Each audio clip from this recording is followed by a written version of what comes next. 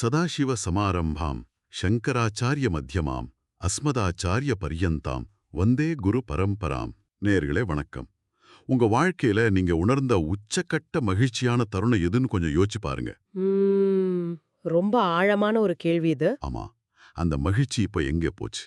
நாம ஏன் இன்னும் அதை தேடி ஒவ்வொரு நாளும் ஓடிக்கிட்டு இருக்கோம்?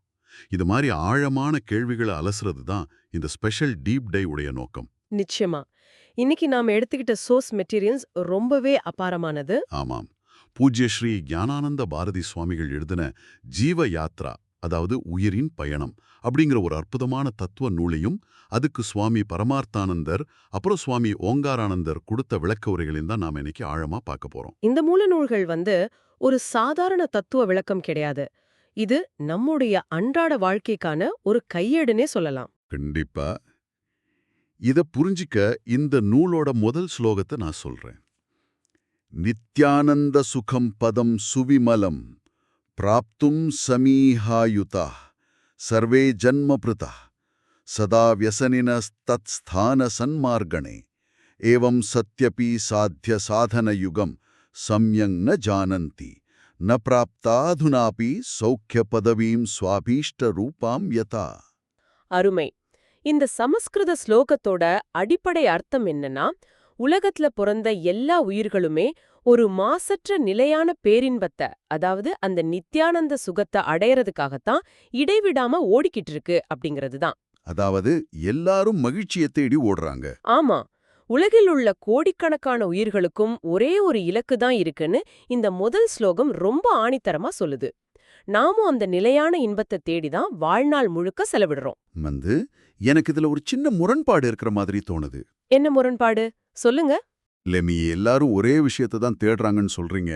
ஆனா நேர்கள் அவங்கள சுத்தி பார்த்தாலே தெரியும். ஒருத்தர் சொந்த வீடு கட்டணும்னு உழைக்கிறார், இன்னொருத்தர் வெளிநாட்டுல போய் படிக்கணும்னு நினைக்கிறார். அது உண்மைதான். வேற ஒருத்தர் கல்யாணம் நடந்தா வாழ்க்கை முழுமையாயிடும்னு நம்புறார்.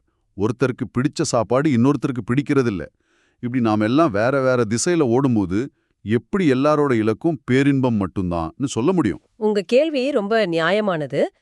பாக்குறதுக்கு எல்லாரோட இலக்கும் வேற வேற மாதிரி தான் தோணும்.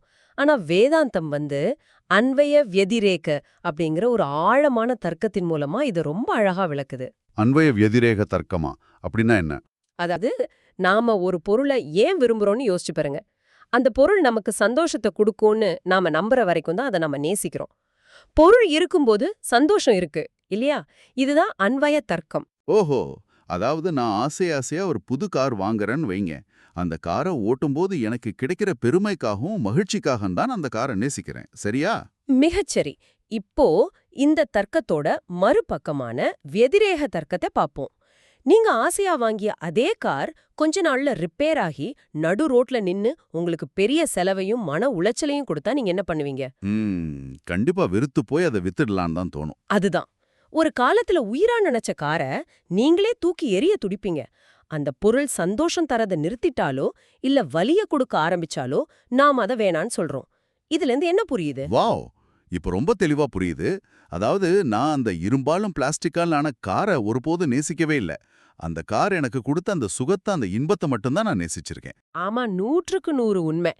அந்த சுகம் நின்னு போன உடனே கார் மேல இருந்த காதலும் முடிஞ்சு போயிடுது.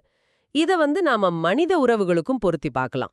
அதாவது உறவுகள் கசக்கும் போது விலகி போறதும் இதனால தான் சொல்றீங்களா? ஆமா, உன்னை ரொம்ப நேசிக்கிறேன்னு சொல்ற மனுஷன் அந்த உறவு துன்பத்தை கொடுக்கும்போது என்னை விட்டு போயிடுன்னு சொல்றதுக்கு இதுதான் அடிப்படை காரணம். அதனால நேர்களே, நீங்க தேடுற பொருள் வேறையா இருக்கலாம். ஆனா மனிதர்களாகிய நம் அனைவரின் இறுதி இலக்கு அந்த இன்பம்தான். இது ஒரு பெரிய ஐ ஓப்பனர் மாதிரியே இருக்கு. சரி, எல்லாரும் இன்பத்துக்காக தான் பொருட்களை தேடுறோம்னா அந்த பொருட்களை சேர்த்ததுக்கு அப்புறமும் நாம ஏன் முழுமையான இன்பத்தை அடையல? இன்பத்தை விலைக்கு வாங்கிடலான்னு நாம ஏன் நினைக்கிறோம்? இதுதான் மனித குலத்தோட ஒரு பெரிய மாயைனே சொல்லணும். பொருள்களை வச்சு இன்பத்தை வாங்கிடலான்னு நாம நம்புறோம். இத ஒரு உதாரணம் மூலமா சுவாமிஜி விளக்குறார். ஒருத்தன் ஓலை குடிசையில கஷ்டப்படும் போது பெரிய காங்கிரீட் வீடு கட்டினா கவலையெல்லாம் தீர்ந்துடோன்னு நினைக்கிறான். கடினமா உழைக்கிறான். ஆமா, வாழ்நாளையே அர்ப்பணிச்சு ஒரு பெரிய வீட்டை கட்டி ஏசி ரூம்ல சொகுசா உட்கார்ந்திருக்கான். ஆனா இப்போ அவனை கவனிச்சு பாத்தீங்கன்னா, அப்ப குடிசையில உட்கார்ந்து கன்னத்துல கை வச்சிட்டு இருந்த அதே கவலையோடு தான் இப்போதும் உட்கார்ந்திருக்கான். பணம் பெருகுச்சு, ஆனா கவலை போகல. வசதிகள் பெருகிடுச்சு, அதுக்கேத்த மாதிரி தொழில் போட்டிகளும் உடல்நல பிரச்சனைகளும் பெருகிடுச்சே தவிர அவன் தேடி அந்த நிலையான பேரின்பம் அவனுக்கு கிடைக்கவே இல்ல. இது கேட்கறதுக்கு தாகத்துல தவிக்கிற ஒருத்தன் கடல் தண்ணிய குடிக்கிற மாதிரி இருக்குல்ல. தாகம் தீரும்னு குடிப்பான், ஆனா தாகம் இன்னும் அதிகமாகுமே தவிர ஒருபோதும் தீராது. ரொம்ப அருமையான ஒப்பீடு. நேயர்களே, இத கொஞ்சம் யோசிச்சு பாருங்க. நாம் ஒரு புது ஸ்மார்ட் போன் வாங்கினா வாழ்க்கை முழுமையாயிடும்னு நினைப்போம். ஆனா வாங்கி அடுத்த நாளே பேட்டரி சீக்கிரம் போகுதே, இல்ல போன் கீழே விழுந்து ஸ்கிரீன் உடைஞ்சிடுமோன்னு புதுசா கவலைப்படுவோம். ஆமா, சந்தோஷத்தை தேடி வாங்கின பொருள் கடைசியில பயத்தையும் கவலையையும் இலவசமா கொடுக்குது. இதையே சுவாமி பரமார்த்தானந்தர் தத்துவ ரீதியா பிரவிற்த்தி மற்றும் நிவிற்த்தி அப்படிங்கிற 2 விஷயங்களா பிரிக்கிறாரு. பிரவிற்த்தி, நிவிற்த்தி அப்படின்னு என்ன? நீங்க சொன்ன அந்த ஸ்மார்ட் போனை ஆசையா வாங்குனீங்க இல்லையா, அதாவது சுகம் தரும்னு நம்புற பொருட்களை தேடி அடையிறது பிரவிற்த்தி. ஓ, அப்போ நிவிற்த்திங்கிறது அந்த போன் உடையாம இருக்க நான் வாங்குற கவர், அப்புறம் ஸ்கிரீன் கார்டா? ஆமா, துல்லியமா சொன்னீங்க. அந்த பாதுகாப்புக்கான ஊந்துதல் தான் நிவிற்த்தி. துன்பம் தரும் விஷயங்களை துரத்துறது. இந்த 2ஐயும் தான் நாம வாழ்நாள் முழுக்க மாத்தி மாத்தி செஞ்சுக்கிட்டு இருக்கோம். சந்தோஷத்தை தேடி ஓடுறது, துக்கத்தை துரத்துறது. ஆனா இதுல உள்ள அடிப்படையான உண்மையை நாம மறந்துடுறோம். உலகப் பொருட்கள் எல்லாமே காலத்திற்கு உட்பட்டவை. வேதாந்தத்துல இது அனித்தியம்னு சொல்றோம். அவை என்றாவது ஒரு நாள் அழியக்கூடியவை. அப்படி நிலையற்ற பொருள் இருந்து கிடைக்கிற இன்பம் மட்டும் எப்படி நிலையானதா இருக்க முடியும், இல்லையா? நிச்சயமா, அது தர்க்கப்படியே சாத்தியமில்லாத ஒரு விஷயம். இது நிஜமாவே ஒரு உழுக்கும் கேள்வியா இருக்கு. நிலையற்ற பொருட்கள்ல நாம இன்பத்தை தேடுறோம்னா நம்ம தேடல்லையே ஒரு அடிப்படை சிக்கல் இருக்கு. அந்த சிக்கல் என்னன்னு இந்த 3 நூல்கள் சொல்லுது. மனிதனோட பெரிய சிக்கல் என்னன்னா, அவனுக்கு சாத்தியம், அதாவது இலக்கு, அப்புறம் சாதனம், அதாவது அத அடையும் வழி, இது 2மே தெளிவா தெரியல. நாம சந்தோஷத்தை தான் தேடுறோங்கிறதே நமக்கு புரியலையா? ஆமா, ஏதோ ஒரு விற்றிடத்தை நிலப்ப எதையோ தேடுறோன்னு ஒரு குழப்பத்திலே இருக்கும். சரி, சந்தோஷத்தை தான் தேடுறோன்னு புரிஞ்சாலும் அதை எங்கே எப்படி தேடுறதுங்கிற அந்த சாதனமும் நமக்கு தெரியல. இத கேட்கும்போது நாம போக வேண்டிய ஊர் எதுன்னு தெரியாம, கையில ஒரு மேப் கூட இல்லாம ஒரு காரை ரொம்ப வேகமா ஓட்டிட்டு போற மாதிரி இருக்குல்ல நம்ம வாழ்க்கை. ரொம்ப சரியான உதாரணம். வேகத்துல குறை இல்ல, ஆனா விவேகம்தான் இல்ல. அந்த விவேகமின்மைக்கு காரணம் நம்மளோட அறியாமைதான். இந்த அறியாமைக்கு ஒரு மாபெரும் சான்று, அதாவது அல்டிமேட் ப்ரூஃப் என்ன தெரியுமா? என்ன சான்று? நேர்களே, கொஞ்சம் யோசிச்சு பாருங்க. ஒரு மனுஷன் உண்மையிலேயே சரியான வழியில இன்பத்தை தேடி இருந்தா அவனோட 50 வயசுக்குள்ளையாவது அந்த உண்மையான பேரின்பத்தாம் அடைஞ்சிருக்கணும் இல்லையா? கண்டிப்பா. இத்தனை வருஷ தேடலுக்கு ஒரு பலன் இருந்திருக்கணும். ஆனா 85 வயசு முதியவர் கூட தன் முகத்துல உண்மையான சந்தோஷம் இல்லாம இன்னும் எதையோ தேடி கவலைப்பட்டு அழுறார்னா இத்தனை வருஷமா அவர் போன பாதையே தப்புன்னு நிரூபணமாகுது. ஆமா, வாழ்நாள் முழுக்க படிச்சாரு, வேலைக்கு போனாரு, பணம் சம்பாதிச்சாரு, எல்லாமே இன்பம் தரும்னு நம்பினார். ஆனா கடைசியில எஞ்சி இருக்கிறது வெறும் கவலைதான். இதையே வேதாந்தம் ரொம்ப இரக்கத்தோட அஞ்ஞான இரும்பே, பித்தளையே, இல்லல்ல ஞான தங்கமேன்னு மனிதனை கூப்பிட்டு அவனோட அறியாமைய உணர்த்துது. வாவ், அந்த ஞான தங்கமே அப்படிங்கிற வார்த்தை எவ்வளவு ஆழமானது. நாம இயல்பிலேயே தங்கம் மாதிரி மதிப்பு மிக்கவங்க, ஆனா அறியாமையால நம்மள நாமே துருப்பிடிச்ச இரும்பா நினைச்சு வருத்தப்படுறோம். மிகச்சரியா புரிஞ்சுக்கிட்டீங்க. அப்போ நீங்க சொல்றத பார்த்தா நாம தேடுற அந்த மோக்ஷம் இல்லனா பேரின்பம் அப்படிங்கிறது ஏதோ ரொம்ப தூரத்துல ஒரு மலை உச்சியிலையோ இல்ல விண்ணுலகத்திலேயோ இல்ல. அப்போ நமக்கும் அந்த பேரின்பத்துக்கும் நடுவுல இருக்கிற இடைவெளி தான் என்ன? ரொம்ப முக்கியமான கேள்வி. தூரத்துல உள்ள ஒரு ஊருக்கு போகணும்னா நாம பௌதிக பயணம், அதாவது பிசிக்கல் டிராவல் பண்ணணும். ஆனா மோக்ஷம் அப்படிங்கிறது தூரத்துல இருக்கிற ஒரு இடம் கிடையாது. ஓ, அப்ப அது பயணமே இல்லையா? நமக்கும் பேரன்பத்துக்கும் உள்ள இடைவெளி தூரத்தினால ஆனது கிடையாது, அது அறியாமையினால ஆனது. இருளை எப்படி நடக்கிறதுனால கடக்க முடியாதோ அதே மாதிரி அறியாமையே ஞானத்தால், அதாவது அறிவால் மட்டுமே கடக்க முடியும். அப்போ ஜீவ யாத்திரைங்கிறது புற உலக பயணம் இல்ல, அது ஒரு அகப்பயணம். நீங்க புற உலகம் பத்தி சொன்னதும் எனக்கு ஒரு விஷயம் ஞாபகம் வருது. என்ன விஷயம் அது? இன்பத்தை வெளியே தேடுறது எவ்வளவு அபத்தமானது அப்படிங்கறத விளக்க சுவாமி ஓங்காரானந்தரோட உரையில ஒரு சுவாரஸ்யமான கதை இருக்கு. நேர்களே, இது தேனி பக்கத்துல இருக்கிற சுருளி மலையில வாழ்ந்த ஒரு குரங்கோட கதை. ஆமாமா, ரொம்ப பிரபலமான கதையாச்சே இது. அந்த காட்டுல வாழ்ந்த ஒரு குரங்குக்கு ஒரு நாள் அந்த காட்டு வாழ்க்கை ரொம்ப செழிச்சு போச்சான். என்னடா வாழ்க்கை இது, எப்ப பார்த்தாலும் கரடி முகத்தையும் புலி முகத்தையும் தான் பார்க்க வேண்டியிருக்குன்னு சொல்லி நான் நேர சென்னைக்கு போய் அங்க மனுஷங்க வாழ்க்கைய பார்க்க போறேன்னு சொல்லிச்சான். மத்த குரங்குகள்லாம் அதை தடுக்கலையா? தடுத்துச்சு. முட்டாளே, அங்க மனுஷங்க பிச்சை போட்டாதான் உனக்கு சோறு, இங்க காட்டுல நம்ம இஷ்டத்துக்கு பழங்களை சாப்பிடலான்னு அட்வைஸ் பண்ணுச்சுங்க. ஆனா அந்த குரங்கு கேட்காம பிடிவாதமா சென்னைக்கு போயிடுச்சு. அப்புறம் அந்த குரங்குக்கு சென்னையில என்னாச்சு? 3 நாள்ல அந்த குரங்கு அலறி புடைச்சுக்கிட்டு திரும்ப காட்டுக்கே ஓடி வந்துருச்சான். மத்த குரங்குகள் எல்லாம் ஆச்சரியமா ஏன் இவ்வளவு சீக்கிரம் வந்துட்டான்னு கேட்டுச்சுங்க. அதுக்கு அந்த குரங்கு என்ன பதில் சொல்லுச்சு? அது மூச்சு வாங்கிக்கிட்டே சொல்லுச்சான், இங்க காட்டுல சிங்கம் என்ன பண்ணும், புலி என்ன பண்ணும் நமக்கு தெளிவா தெரியும். ஆனா அங்க மனுஷங்க அப்படி இல்ல. காலையில இருந்து சாயந்தரத்துக்குள்ள அவங்க 10 மிருகமா மாறிடுறாங்க.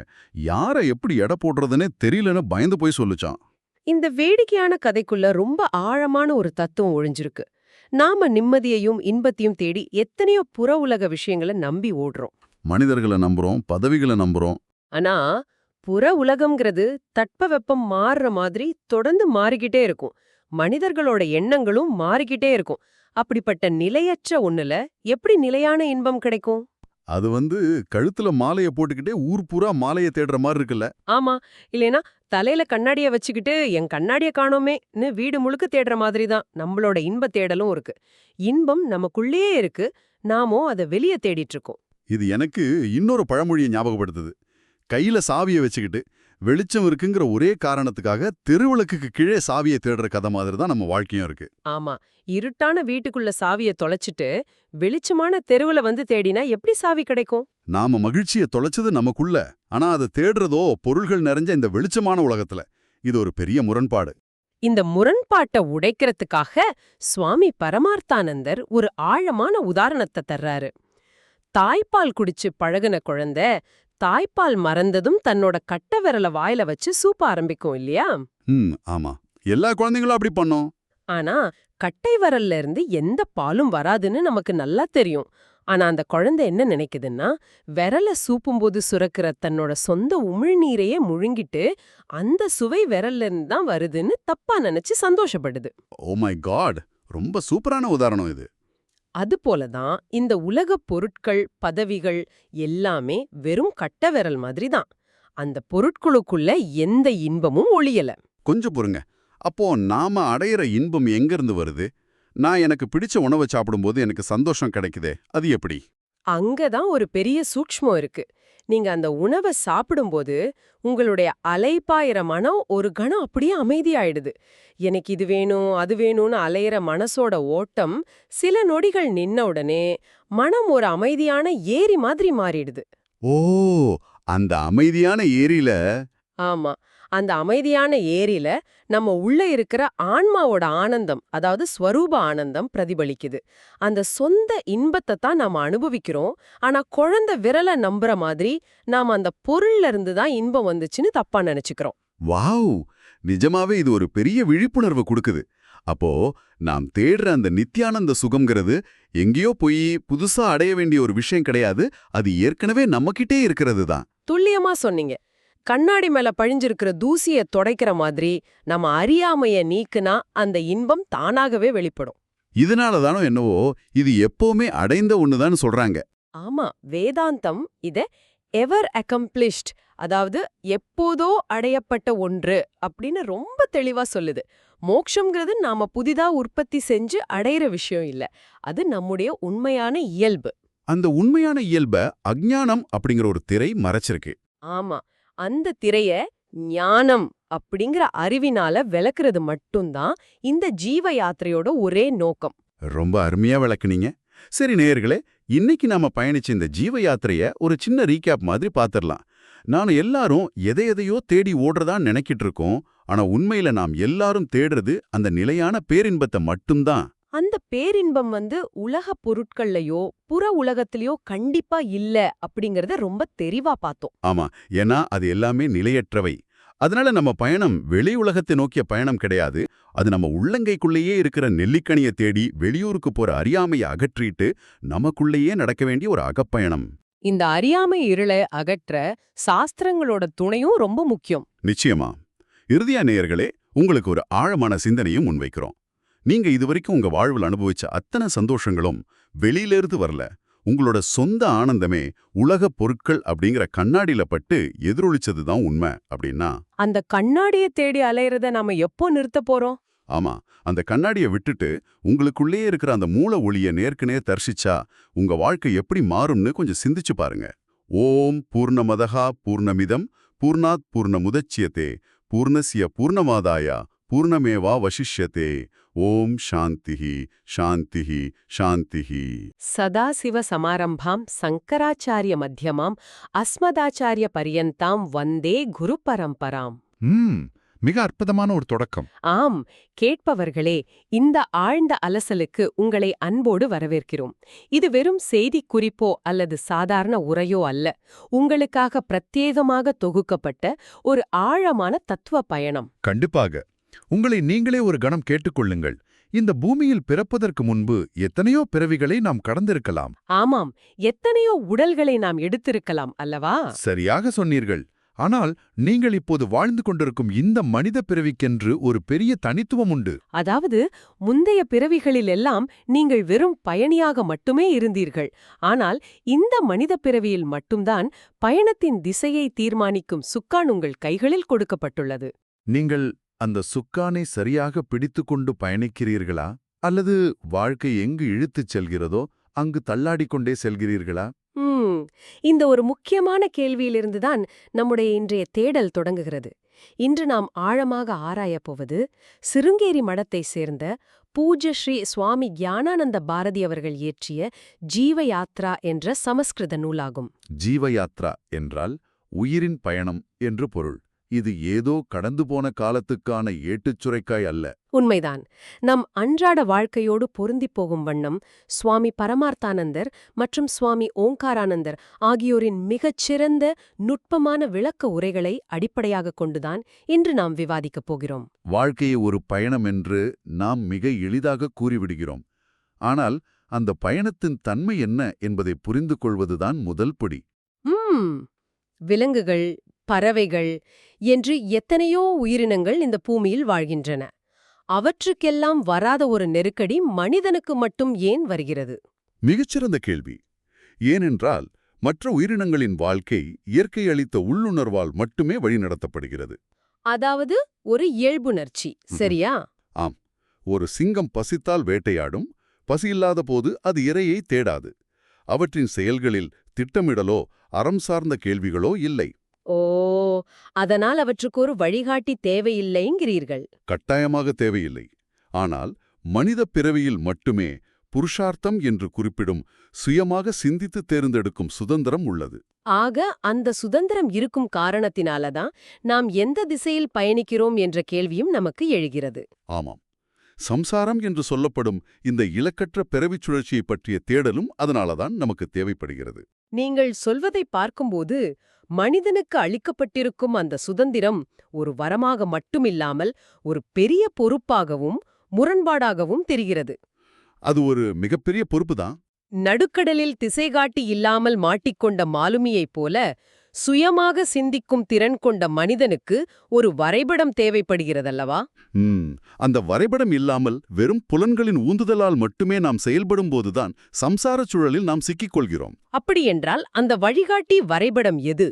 ஒரு புதிய நகரத்திற்கு செல்லும்போது கூகுள் மேப்ஸ் இல்லாமல் நாம் எப்படி திண்டாடுவோமோ அப்படிப்பட்ட நிலையில தான் நாம் இருக்கிறோம். அந்த தவிப்பை போக்கத்தான் இயற்கை ஒரு வழியை வைத்திருக்கிறது. எப்படி பசி என்ற ஒன்று இருப்பதை அறிந்த இயற்கை உணவை படைத்ததோ அதேபோல மனிதனின் அறியாமையை போக்க பகவான் அளித்த ஆகசிறந்த வரைபடமே வேதங்கள். வேதங்களா? இங்குதான் எனக்கும் கேட்டுக்கொண்டிருக்கும் பலருக்கும் ஒரு தயக்கம் எழுகிறது. என்ன தயக்கம்? சொல்லுங்கள். கையேடு அல்லது வழிகாட்டி என்று சொல்லும்போது அது மிகவும் வறண்ட ஒன்றாகத்தானே இருக்கும். அதாவது இதை செய், இதை செய்யாதே என்று அதிகாரம் செலுத்தும் ஒரு கட்டளையாக இருக்கும் என்று எண்ணம் வருகிறதே. மனித மனம் இயல்பாகவே கட்டளைகளை எதிர்க்கும் குணம் கொண்டது என்பது உங்களுக்கும் எனக்கும் தெரியும். ஆமாம். ஒரு விதியை மீறுவதில்தான் மனிதனுக்கு அலாதியான இன்பம் கிடைக்கிறது. அப்படி இருக்கும்போது வேதங்கள் எப்படி மனிதர்களை சலிப்படைய செய்யாமல் வழிகாட்டுகின்றன? இந்த இடத்தில்தான் வேதங்களின் உளவியல் அணுகுமுறையை நாம் நுட்பமாக கவனிக்க வேண்டும். வேதங்கள் மனிதர்களை அணுகும் முறையை 3 விதமான வழிமுறைகளாக சாஸ்திரங்கள் பிரிக்கின்றன. ஓ, 3 முறைகள் இருக்கின்றனவா? ஆம். இவற்றை 3 சம்ஹிதைகள் என்று அழைப்பார்கள். முதல் முறை பிரபு சம்ஹிதை எனப்படும். பிரபு என்றால் எஜமானன், சரியா? மிக சரி. இது ஒரு அரசன் அல்லது எஜமானன் தன் குடிமக்களுக்கோ அல்லது வேலையாட்களுக்கோ இடும் மறுக்க முடியாத கட்டளை. இதில் விவாதத்திற்கு இடமில்லை. உதாரணமாக எப்படி சொல்வார்கள்? உதாரணமாக, சத்தியம் வத தர்மம் சர, அதாவது உண்மையையே பேசு, அறவழியில் நில் என்று வேதங்கள் நேரடியாகவும் கராராகவும் கட்டளையிடுகின்றன.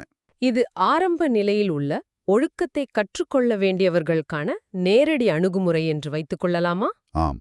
ஆனால் மனிதர்கள் வளர வளர இந்த கட்டளைகள் மட்டுமே வேலை செய்யாது. அதனாலதான் அடுத்த கட்டத்திற்கு செல்கிறார்கள். அந்த இரண்டாவது முறை என்ன? இரண்டாவது முறைக்கு சுஹ்ருத் சம்ஹித என்று பெயர். சுஹ்ருத் என்றால் நண்பன். ஓ, ஒரு நண்பன் எடுத்துச் சொல்வது போலவா? ஆமாம். ஒரு நல்ல நண்பன் நம் தோள் மீது கை போட்டுக்கொண்டு அதிகாரமாக இல்லாமல் அக்கறையோடு ஒரு விஷயத்தை எடுத்து சொல்வான் அல்லவா? ஆமாம். இப்படி செய்தால் அது உனக்கு தீங்காய் முடியுமே, இதை செய், நன்மையாக அமையும் என்று சொல்வது போல. சரியாகச் சொன்னீர்கள். இதிகாசங்களான ராமாயணம், மகாபாரதம் மற்றும் பல ஸ்மிருதிகள் இந்த அணுகுமுறையை கையாளுகின்றன. ராமனாக வாழ்ந்து காட்டு, ராவணனைப் போல அழியாதே என்று அவை நமக்கு அறிவுறுத்துகின்றன. இது சற்று நெருக்கமாக இருக்கிறது. வெறும் கட்டளையை விட விளைவுகளை எடுத்துச் சொல்லி புரிய வைப்பது சிறந்ததுதான். அப்படியென்றால் மூன்றாவது முறை என்ன?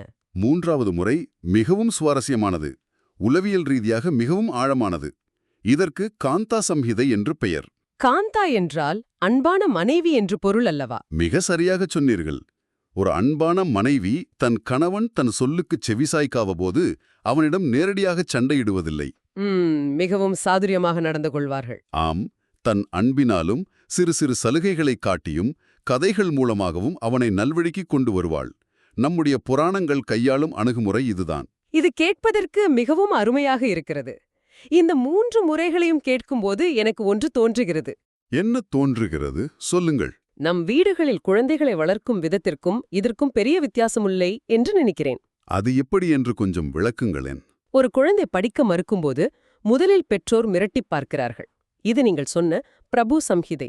பின் படிப்பு ஏன் முக்கியம் என்று அறிவுறுத்துகிறார்கள். இது சுஹ்ருத் சம்ஹிதை. ஆஹா, மிகவும் அருமையான ஒப்புமை. அதுவும் வேலை செய்யாதபோது நீ தேர்வில் நல்ல மதிப்பெண் பெற்றால் உனக்கு பிடித்த மிதிவண்டியை வாங்கித் தருகிறேன் என்று ஆசை காட்டி படிக்க வைக்கிறார்கள். இது காந்தா சம்ஹிதை. மிகச் சரியாக பொருந்தி போகிறது. அங்கு பெற்றோருக்கு மிதிவண்டி வாங்கிக் கொடுப்பது முக்கியமல்ல, குழந்தை கல்வி அறிவு பெற வேண்டும் என்பதே நோக்கம். அதேபோலதான் சாஸ்திரங்களும் சொர்க்கம் போன்ற நிலையற்ற பலன்களைக் காட்டி மனிதர்களை நல்ல காரியங்களில் ஈடுபடுத்துகின்றன. இறுதியில் அவர்களை மெய்ப்பொருளை நோக்கி திருப்புகின்றன. இது ஒரு அற்புதமான உளவியல் தந்திரம். ஆமாம். வேதங்கள் அடிப்படையில் பிரபு என்ற எஜமான நிலையில் இருந்தாலும் மனிதர்கள் மீது கொண்ட கருணையால் அவை இப்படி தாழ்ந்து வந்து வழிகாட்டுகின்றன. இதை விளக்குவதற்காகத்தான் ஜீவயாத்ரா நூலின் 2வது ஸ்லோகம் ஒரு மிகச்சிறந்த உண்மையை உரைக்கிறது. அந்த ஸ்லோகத்தை நான் இப்போது நிதானமாக உச்சரிக்கிறேன், கேளுங்கள். கண்டிப்பாக, கூறுங்கள். தத்பிராப்தியை பிரபுசம்னிதாபி கிருபயா த்ரையந்த சாரான்விதா வல்லீ காடக மத்தியகா கவிசமம் புரோத்சாஹயந்தி நரான். ஏவம் சாதன கல்பனாம் ரசயத்தே சன்மார்ககானாம் சதாம் தத்விஷ்ணோ பரமம் பதம் சஹசா கந்தும் மனீஷாவதாம். மிக அழகான ஸ்லோகம். இந்த ஸ்லோகம் எந்த பின்னணியில் சொல்லப்படுகிறது? இதில் கவிசமம் என்று கவிஞரை ஒப்பிடுகிறதே, அதற்கான காரணம் என்ன? கட்டோபனிஷத் என்ற உபனிஷத்தில் வேதம் ஒரு கவிஞனைப் போல தன்னை உருமாற்றிக் கொள்கிறது. மனிதர்களுக்கு வழிகாட்ட ஒரு சுவாரஸ்யமான கதையை கையாளுகிறது என்பதைத்தான் இந்த ஸ்லோகம் குறிக்கிறது. ஓ, ஒரு கதையின் மூலமாக உண்மையை உணர்த்துவதா? அது யாருடைய கதை? அந்த கதை வேறு யாருமல்ல, விவேகத்தின் உச்சமாக விளங்கிய சிறுவன் நசிகேதஸ் என்பவனுடைய கதைதான். நசிகேதஸ். ஆமாம், நீங்கள் முன்பே சொன்னீர்களே குழந்தைக்கான சலுகைகள் என்று. அந்த சலுகைகளை ஒரு சிறுவன் எப்படி எதிர்கொண்டான் என்பது சுவாரஸ்யமானது. ஆம், பண்டைக் காலத்தில் வாஜஸ்ரவஸ் என்ற முனிவர் விஷ்மஜித் யாகம் என்றொரு பெரும் யாகத்தைச் செய்கிறார். அந்த யாகத்தின் விதிப்படி ஒருவர் தன்னிடமுள்ள செல்வங்கள் அனைத்தையும் தானமாக வழங்கிவிட வேண்டும். அனைத்தையும் கொடுத்துவிட வேண்டுமா? ஆமாம், சிறிதும் தயக்கமின்றி தர வேண்டும். ஆனால் வாஜஸ்ரவஸ் என்ன செய்கிறார் தெரியுமா? தனக்கு பிடித்தமான செல்வங்களை வைத்துக்கொண்டு பால் கறக்க முடியாத வயதான பயனற்ற பசுக்களை தானமாக வழங்குகிறார். இது மிகப்பெரிய தர்ம சங்கடமான செயலாச்சே. இதை கவனித்துக் கொண்டிருக்கும் அவரது சிறுவயது மகன் நசிகேதஸிற்கு மிகப்பெரிய ஏமாற்றம். தன் தந்தை தர்மத்திலிருந்து தவறுவதைக் கண்டு அவனால் பொறுக்க முடியவில்லை. சிறுவன் என்றாலும் அவனுக்கு எவ்வளவு தெளிவு பாருங்கள். அவன் தந்தையிடம் சென்று, தந்தையே, நான் உங்களின் செல்வம்தானே, என்னை யாருக்கு தானம் செய்யப் போகிறீர்கள் என்று தொடர்ந்து 3 முறை கேட்கிறான். யாகத்தின் மும்முரத்தில் இருந்த தந்தை கோபமடைந்திருப்பாரே. ஆமாம், சிறுவனின் நச்சரிப்பால் பொறுமை இழந்து, உன்னை யமனுக்கு கொடுக்கிறேன் என்று கோபத்தில் கத்திவிடுகிறார். இந்த இடத்தில் நசிகேதஸின் மனநிலையை நாம் ஆழமாக பார்க்க வேண்டும்.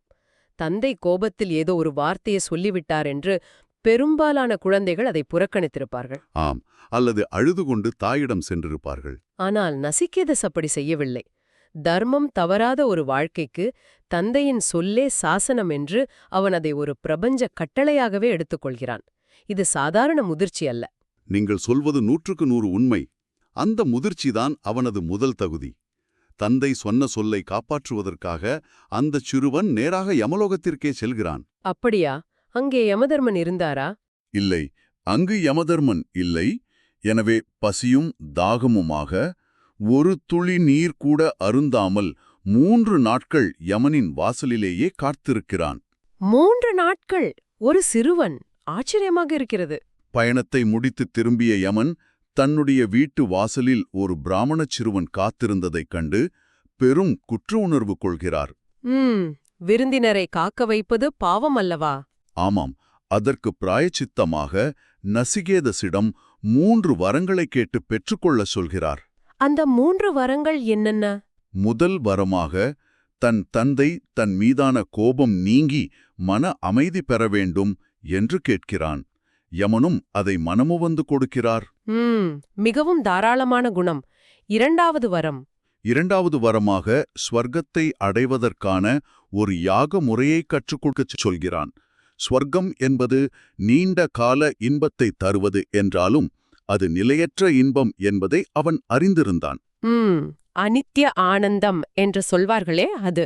யமன் அதையும் கற்றுக் கொடுத்தாரா? ஆமாம், கற்றுத்தருகிறார். ஆனால் 3வது வரமாக நசிகேதஸ் கேட்ட கேள்விதான் யமலையே ஒரு கணம் திகைக்க வைத்தது. அப்படி என்ன கேட்டானவன்? யமதர்மராஜனே, மரணம் என்ற ஒன்று வந்து உடலை அழித்த பின் இந்த ஆன்மாவிற்கு என்ன ஆகிறது? நிலையான பேரின்பமான அந்த ஆத்ம வித்தையே எனக்கு உபதேசியுங்கள் என்று கேட்டான். இது மிகவும் சிக்கலான கேள்வி. மரணத்தின் தேவனான யமனிடமே மரணத்தின் ரகசியத்தை கேட்பது எவ்வளவு பெரிய துணிச்சல்! ஆம், ஆனால் யமன் அதை அவ்வளவு எளிதாக அவனுக்கு கற்றுக் கொடுக்கவில்லை. ஒரு கடுமையான சோதனையை நசிகேதஸ் முன்வைக்கிறார். சோதனையா? என்னவென்று சொன்னார்? சிறுவனே, இது தேவர்களுக்கே கூட புரிந்து கொள்ள கடினமானது. இதற்கு பதிலாக பெரும் நிலப்பரப்புகள், தலைமுறை தலைமுறையாக ஆளும் பதவிகள், அழகிய தேர்கள், நீண்ட ஆயுள் ஆகியவற்றை தருகிறேன். அதை ஏற்றுக்கொண்டு திரும்பிச் செல் என்று ஒரு பெரிய சலுகை பட்டியலை வைக்கிறார். உண்மையாகவே இன்றைய காலகட்டத்தில் நம் முன் அப்படி ஒரு வாய்ப்பு வழங்கப்பட்டால் நாம் எந்த சிந்தனையும் இன்றி அந்த பதவிகளையும் செல்வத்தையும் ஏற்றுக்கொள்வோம். கண்டிப்பாக ஏற்றுக்கொள்வோம் அல்லவா? நாமெல்லாம் செல்வமும் அதிகாரமும் கிடைத்துவிட்டால் வாழ்க்கை முழுமை பெற்றுவிடும் என்ற மாயையில்தானே சிக்கியிருக்கிறோம். ஆனால் நசிகேதஸ் என்ன செய்தான்? அதுதான் நசிகேதஸின் விவேகம். அவன் அந்த சலுகைகளை துணிச்சலாக நிராகரித்தான். அப்படியா? அனைத்தையுமா? ஆம், அவன் யமனிடம் மிகத் தெளிவாக கூறுகிறான், நீங்கள் கொடுக்கும் இந்த உலக இன்பங்கள் அனைத்தும் நாளை அழியக்கூடியவை. அது மட்டுமல்ல, இந்த இன்பங்களை நுகர நுகர மனிதனின் புலன்களின் சக்தி தேய்ந்து விடுகிறது. ஆக எந்த செல்வமும் முழுமையான திருப்தியை தர முடியாது என்றவன் உணர்ந்திருந்தான். மிக சரி. எனக்கு இந்த நிலையற்ற இன்பங்கள் வேண்டாம், அந்த நிலையான ஆத்மாவித்தை மட்டுமே வேண்டும் என்று தீர்க்கமாக கூறினான். வியப்பாக இருக்கிறது. இந்த இடத்தில்தான் பத்ருஹரி இயற்றிய வைராக்ய சதகம் என்ற நூலின் மிக அருமையான வரிகள் நினைவுக்கு வருகின்றன. உலக இன்பங்களின் இயல்பை அவர் மிகத் தெளிவாக விளக்குகிறார். பத்ருஹரி என்ன சொல்கிறார்? போகே ரோக பயம், குலே சுதிபயம், வித்தே நிருபாலாத் பயம்.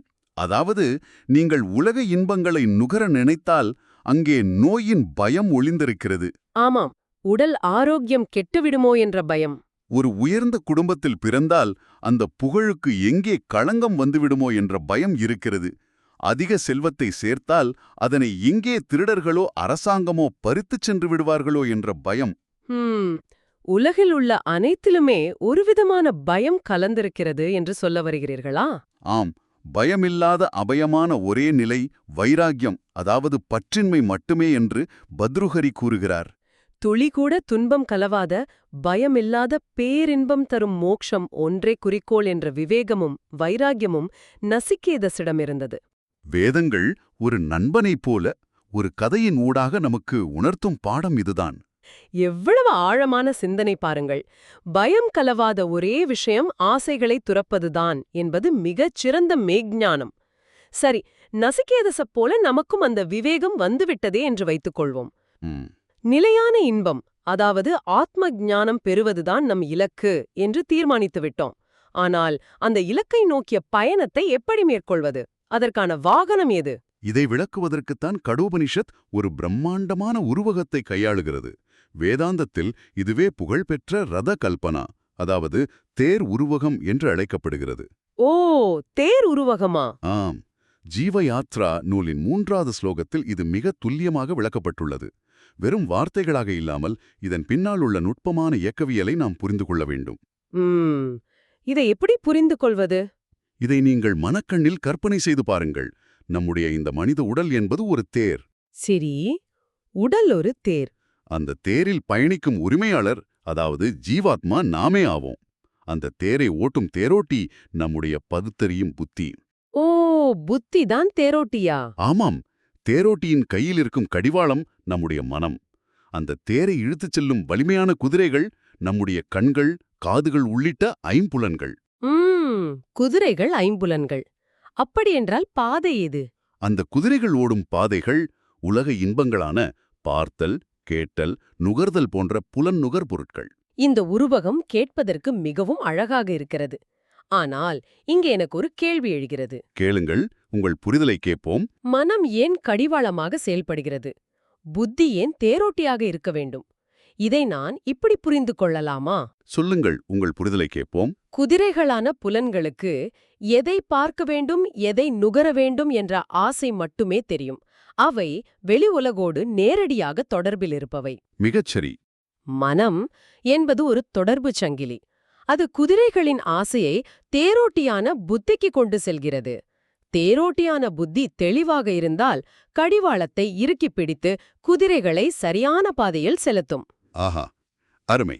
ஒருவேளை தேரோட்டி தூங்கிவிட்டாலோ அல்லது மயக்கத்தில் இருந்தாலோ கடிவாளம் தளர்ந்துவிடும். உடனே குதிரைகள் கட்டுப்பாடின்றி ஓடி தேரை பள்ளத்தில் தள்ளிவிடும். இதுதானே நடக்கிறது. மிக துல்லியமாக விளக்கினீர்கள். கேட்டுக்கொண்டிருக்கும் நீங்கள் இதை உங்கள் சொந்த வாழ்க்கையோடு பொருத்தி பாருங்கள். ஆமாம், ஒரு உதாரணம் சொன்னால் இன்னும் எளிதாக புரியும். நீங்கள் காலையில் சீக்கிரம் எழுந்து உடற்பயிற்சி செய்ய வேண்டும் என்று முதல் நாள் இரவு தீர்மானிக்கிறீர்கள். அந்த தீர்மானத்தை எடுப்பது உங்கள் புத்தி, அதாவது நம்முடைய தேரோட்டி.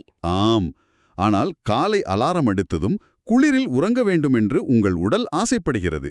இந்த ஆசையை மனம் புத்தியிடம் கொண்டு செல்கிறது.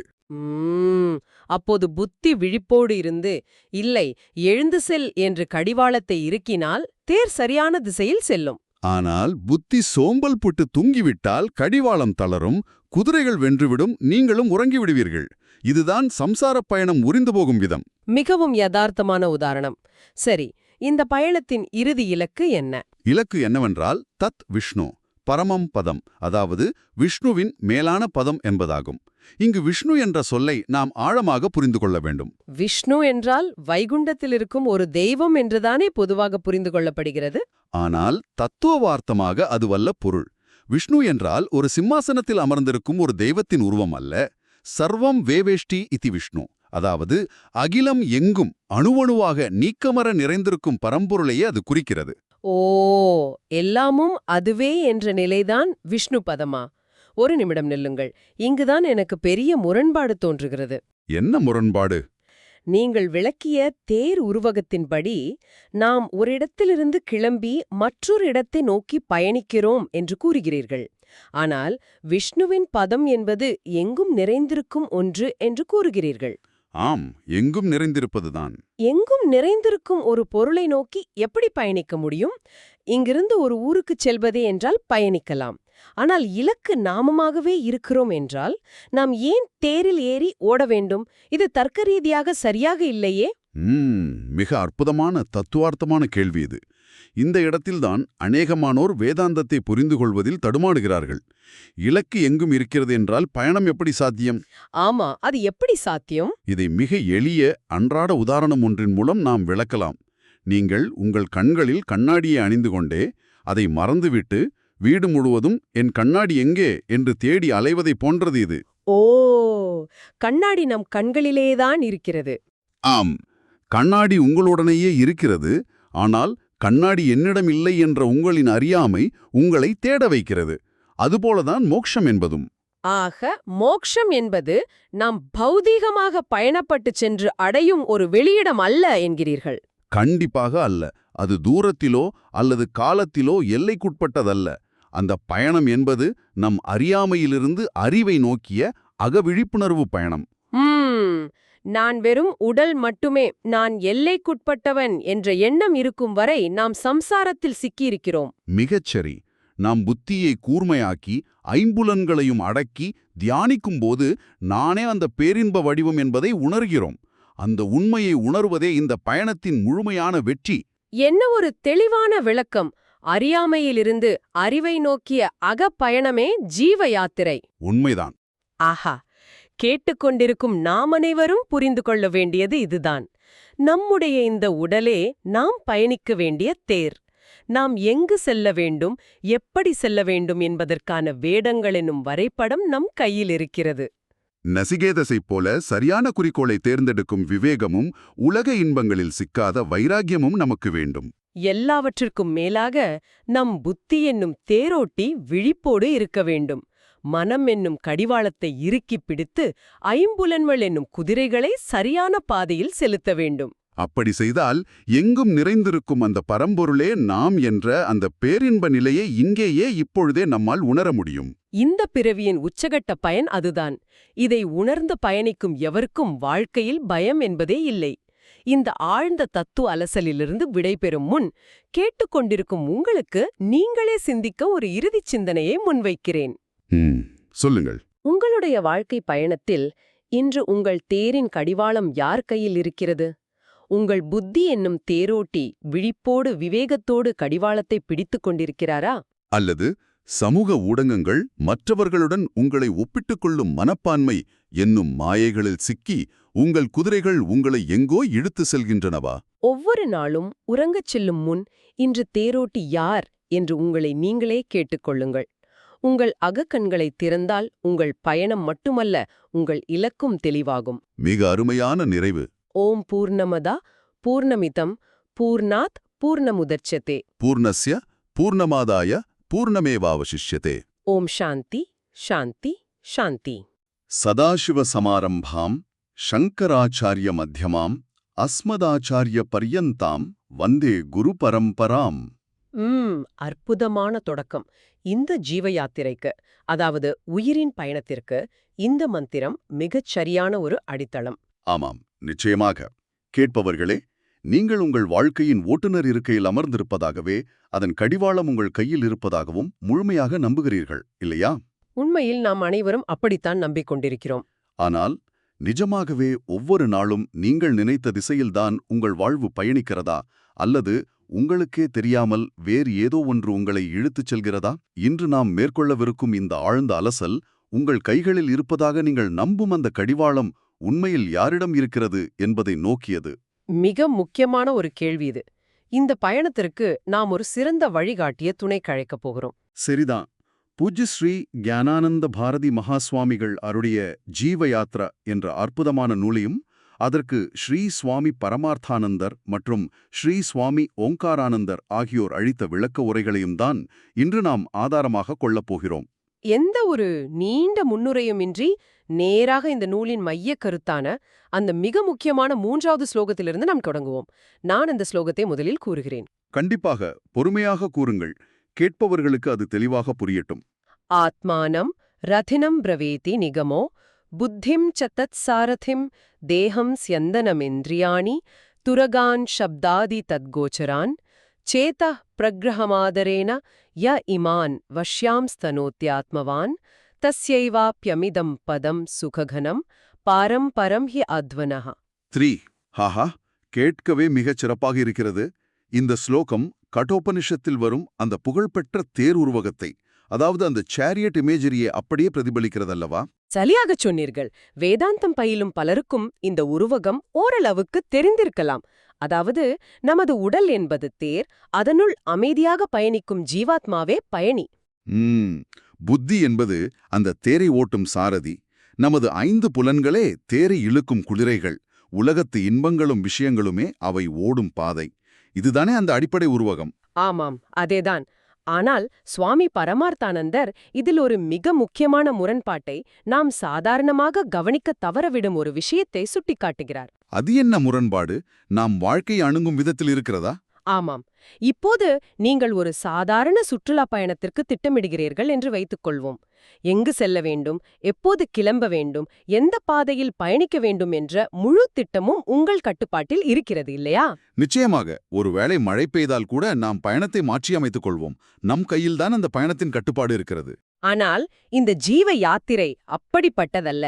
பிறப்பு முதல் இறப்பு வரையிலான இந்த பயணத்தில் எந்த சூழ்நிலை உங்களை வந்தடையும், அடுத்த கணம் என்ன நடக்கும் என்பதை உங்களால் முன்கூட்டியே தீர்மானிக்க முடியவில்லை. உண்மைதான். பல நேரங்களில் நாம் வெறும் பார்வையாளர்களாகவே, பின்னிருக்கையில் அமர்ந்திருப்பவர்களாகவே உணர்கிறோம். இதை ஒரு நவீன செல்ஃப் டிரைவிங் கார் என்று கூட சொல்ல முடியாது. ஏனென்றால் நமக்கென்று ஒரு ஓட்டுநர், அதாவது புத்தி இருக்கிறார். ஓட்டுநர் இருக்கிறார், குதிரைகளும் இருக்கின்றன. ஆனால் பல நேரங்களில் அந்த ஓட்டுநர் தூங்கிவிடுகிறாரே, அல்லது குதிரைகள் தன்னிச்சையாக எங்கேயோ ஓடுகிறனவே. இதற்கு காரணம் என்ன? தேர் இருக்கிறது, ஓட்டுநராக புத்தி இருக்கிறது, எடுத்துச் செஞ்ச குதிரைகளாக புலன்கள் இருக்கின்றன. அப்படியென்றால் பயணம் சுமூகமாகத்தானே நடக்க வேண்டும். அதுதான் தர்க்கம். ஆனால் நிஜ வாழ்வில் நீங்கள் தொடர்ந்து தடுமாறுகிறீர்கள், குழப்பமடைகிறீர்கள். அறிவுபூர்வமாக ஒரு விஷயத்தை செய்யக்கூடாது என்று உங்கள் புத்திக்குத் தெரிந்தாலும் அதையே மீண்டும் மீண்டும் செய்கிறீர்கள் அல்லவா? ஆமாம், கோபப்படக்கூடாது என்று புத்தி சொல்கிறது. ஆனாலும் கோபப்படுகிறோம். இது ஏன் நிகழ்கிறது? இதற்கு காரணம் என்ன என்பதை இந்த ஸ்லோகத்தின் அடுத்த வரி அத்தியந்த நுட்பமாக விளக்குகிறது. ஓட்டுநருக்கும் குதிரைகளுக்கும் இடையிலான அந்த இணைப்பு, அது துண்டிக்கப்பட்டிருப்பதே இதற்கு காரணம். ஓ, அந்த இணைப்பு என்பது கடிவாளம்தானே? ஸ்லோகத்தில் பிராக்ரகம் என்று குறிப்பிடப்படும் அந்த கடிவாளம், அது நமது மனம். மிகச் சரியாக பிடித்துவிட்டீர்கள். நீங்கள் குதிரைகளை, அதாவது உங்கள் புலன்களை எவ்வளவுதான் பலமாக பழக்கியிருந்தாலும், உங்கள் புத்தி எவ்வளவு கூர்மையாக இருந்தாலும், கடிவாளம் சரியாக இல்லை என்றால் தேரை திருப்ப முடியாது. அப்படியென்றால் மனம் இந்த கடிவாளமாக செயல்படும் விதம் மிக முக்கியமானது. அது எப்படி மூளைக்குச் செல்லும் அத்தனை தகவல்களையும் ஒரு வடிகட்டி போல செயல்படுத்துகிறது என்பதை பார்க்க ஆச்சரியமாக இருக்கிறது. வடிகட்டி என்பதை விட மூல நூலில் சொல்லப்படும் விளக்கத்தின்படி அதை ஒரு செலக்டர் நாப் என்று சொல்லலாம். அதாவது வானொலியில் அல்லது தொலைக்காட்சியில் சேனலை மாற்றும் கருவி. ஒரு சேனல் மாற்றும் கருவியா? சற்று விளக்கமாக சொல்ல முடியுமா? அதாவது ஒவ்வொரு நொடியும் உங்கள் 5 புலன்கள் வழியாக ஆயிரக்கணக்கான தகவல்கள் உங்களை வந்தடைகின்றன.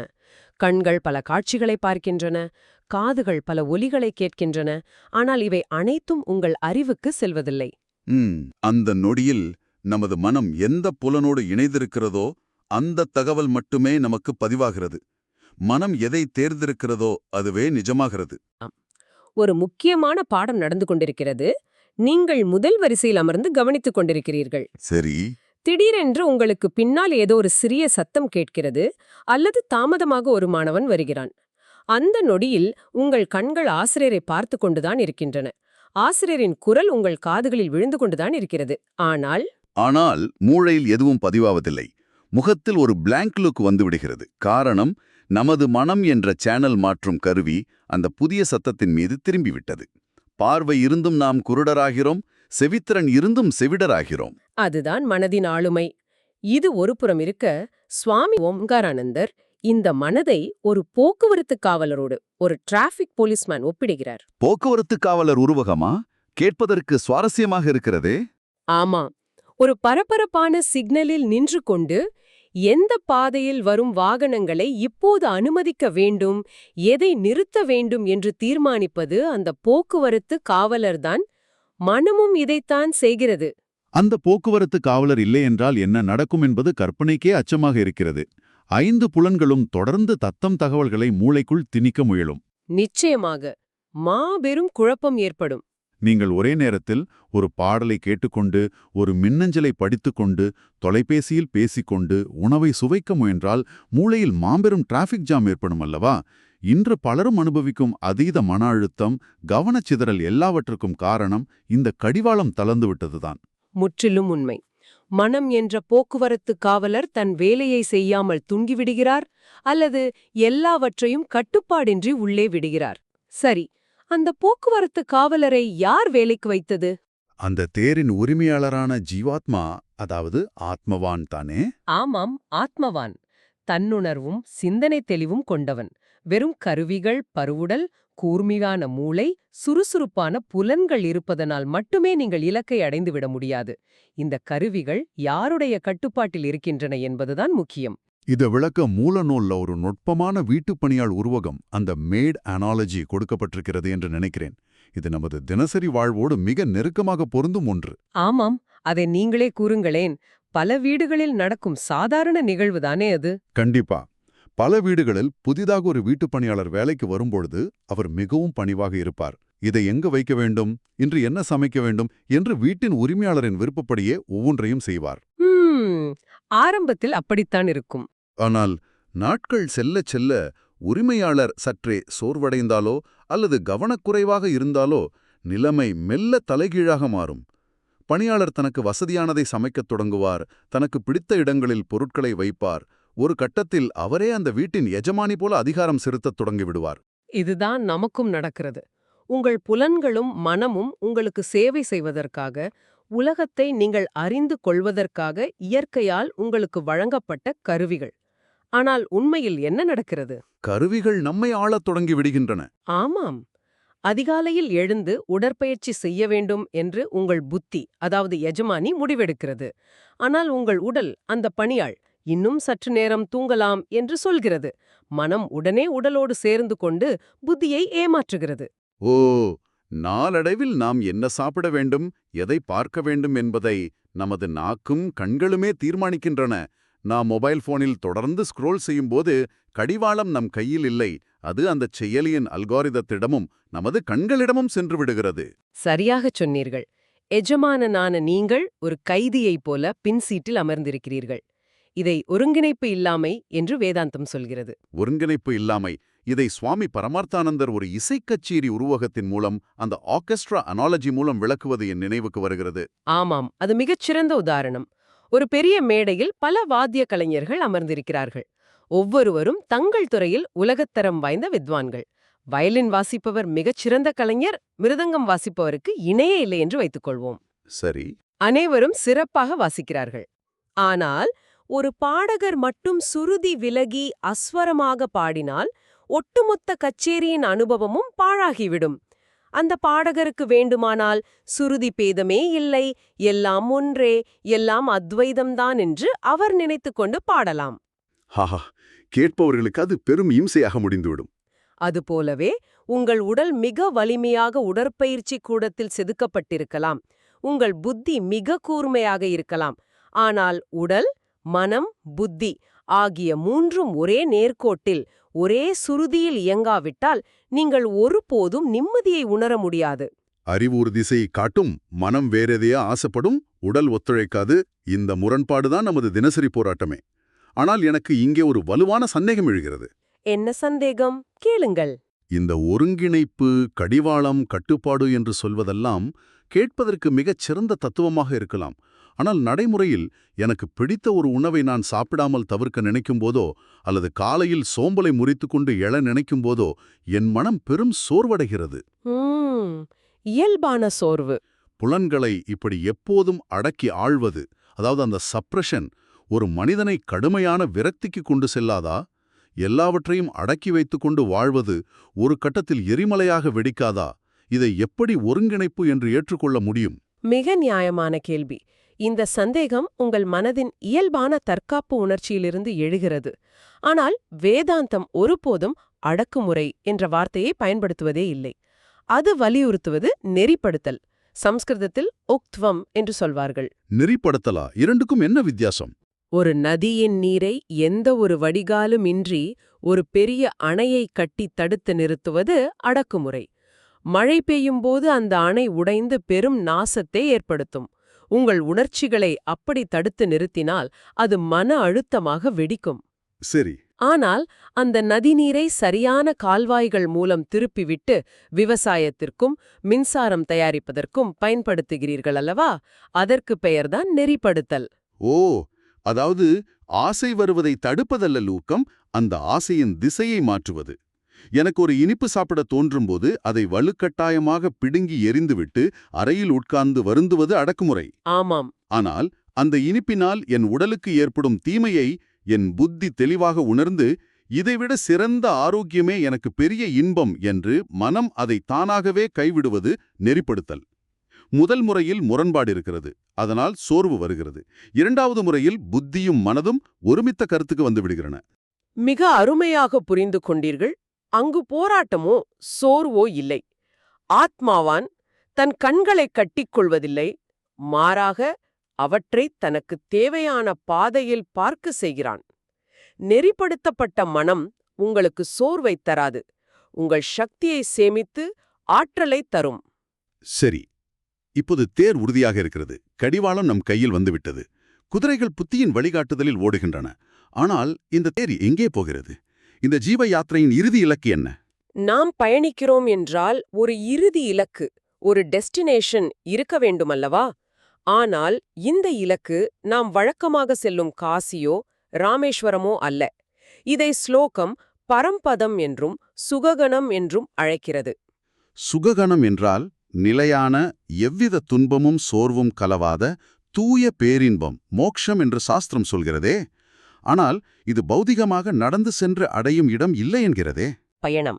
இதை மிக ஆழமாக புரிந்து கொள்ள சுவாமி பரமார்த்தானந்தர் கூறும் நாயும் எலும்புத் துண்டும் உருவகம், அந்த டாக் அண்ட் போன் அனாலஜி பெரிதும் உதவும்.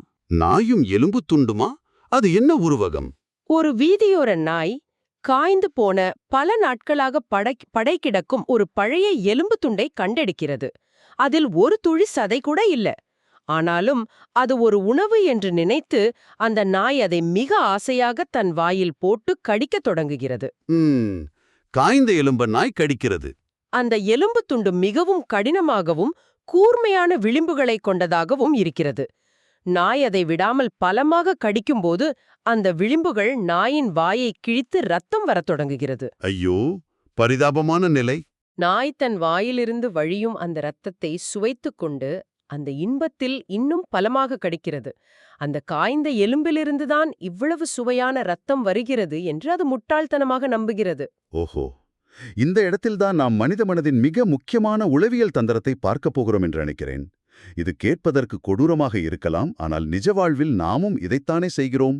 ஆமாம், நீங்கள் உங்கள் வாழ்வில் தினமும் இதையேதான் செய்து கொண்டிருக்கிறீர்கள். நீங்கள் வெளியில் பார்க்கும் பணம், பதவி, ஆடம்பர பொருட்கள், மற்றவர்களின் அங்கீகாரம், இவை அனைத்துமே அந்த ஜடமான காய்ந்த எலும்பு துண்டுகள்தான். ஒரு விதத்தில் பார்த்தால் அவற்றுக்குள் இயல்பாக எவ்வித ஆனந்தமும் இல்லை. இல்லை, நீங்கள் ஒரு புதிய காரை வாங்குகிறீர்கள். அந்த கார் உங்கள் வீட்டு வாசலில் வந்து நிற்கும்போது உங்களுக்கு ஒரு பெரும் ஆனந்தம் கிடைக்கிறது. அந்த ஆனந்தம் அந்த இரும்பாலும் பிளாஸ்டிக்காலுமான காரிலிருந்து வந்ததா? சிந்தித்து பாருங்கள். நான் புரிந்து கொண்டவரை நீங்கள் சொல்ல வருவது இதுதான். அந்த காரை வாங்க வேண்டும் என்ற ஆசை என் மனதில் ஒரு பெரிய அழுத்தத்தையும் அலைக்கழிப்பையும் உருவாக்கியிருந்தது. அந்த கார் கிடைத்தவுடன் அந்த ஆசை தற்காலிகமாக அழிந்து விடுகிறது, மனம் அமைதியாகிறது. அதேதான், மனம் அலைகள் இன்றி அமைதியாகிறது. அந்த அமைதியான மனதில் எனக்குள் ஏற்கனவே இருக்கின்ற ஆத்மானந்தம், அந்த பிளிஸ் ஆஃப் த செல்ஃப், அப்படியே பிரதிபலிக்கிறது. அந்த பேரின்பத்தை நான் உணர்கிறேன். ஆனால் என் முட்டாள்தனமான புத்தி இந்த ஆனந்தம் எனக்கு அந்த காரிலிருந்துதான் கிடைத்தது என்று தவறாக கணக்கிடுகிறது. நாய்க்கு தன் சொந்த இரத்தத்தின் சுவையே எலும்பிலிருந்து வருவதாக தோன்றுவது போல. இதுவே அறியாமையின் உச்சகட்டம். உங்களின் சொந்த ஆனந்தத்தை தான் நீங்கள் அத்தனை உலகப் பொருட்களிலும் தேடி அலைகிறீர்கள். எந்த ஒரு பொருளும் உங்களுக்கு ஆனந்தத்தை கொடுப்பதில்லை. அந்த பொருளை நீங்கள் அடையும் ஒரு சிறு கணத்தில் உங்களுக்குள் இருக்கும் நித்யானந்தத்தை அது பிரதிபலிக்கிறது, அவ்வளவுதான். கஸ்தூரிமான் தன் நாபியிலுள்ள வாசனையை எங்கிருந்து வருகிறது என்று தெரியாமல் காடெல்லாம் ஓடித் தேடி அலைவதைப் போன்றதுதான் மனித வாழ்வின் இந்த பயணம். சரியாகச் சொன்னீர்கள். இந்த அறியாமையை விலக்கி அந்த தூய பேரின்பமான சுக கணம் என்பது நான் தேடிச் செல்லும் ஒரு இடம் அல்ல, அது என் இயல்பு என்பதை உணர்வதே இந்த ஜீவ யாத்திரையின் உண்மையான மற்றும் இறுதி இலக்கு. புத்தியின் துணையோடு மனதை கட்டுப்படுத்தி புலன்களை நல்வழியில் செலுத்துவதே இதன் சூட்சுமம். மிக ஆழமான தெளிவான விளக்கம். ரதம், சாரதி, குதிரைகள், கடிவாளம் மற்றும் பயணி ஆகிய ஐந்தையும் நினைவுகூர்ந்து நமக்குள் இருக்கும் பேரின்பத்தை அடைவதே மனித வாழ்வின் லட்சியம் என்பதை அழகாக விவரித்தீர்கள்.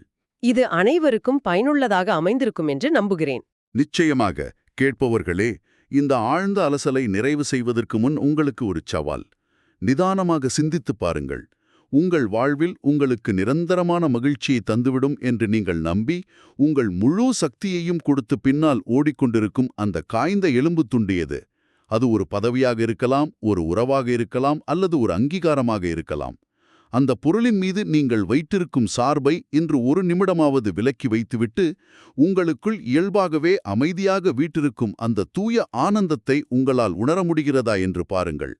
தேடல் வெளியில் அல்ல, உள்ளே. மிக சிறப்பான இறுதி சிந்தனை. தேடல் உள்ளே திரும்பட்டும். ஓம் பூர்ணமத பூர்ணமிதம் பூர்ணாத் பூர்ணமுதச்யதே பூர்ணஸ்ய பூர்ணமாதாய பூர்ணமேவாவசிஷ்யதே. ஓம் சாந்தி சாந்தி சாந்தி. சதாசிவ சமாரம்பாம் சங்கராச்சாரிய மத்தியமாம் அஸ்மதாச்சாரிய பரியந்தாம் வந்தே குரு பரம்பராம். கற்பனை செய்து பாருங்கள். அதாவது, நீங்கள் உங்கள் வீடு முழுவதும் மூக்கு கண்ணாடியை தேடி அலைகிறீர்கள்.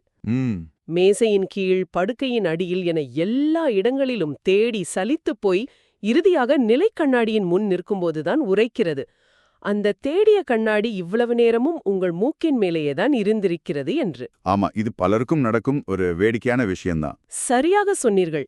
இது கேட்பதற்கு வேடிக்கையாகவும் சற்று முட்டாள்தனமாகவும் இருக்கலாம். ஆனா நமது பண்டைய நூல்கள் கூறுவது என்ன தெரியுமா?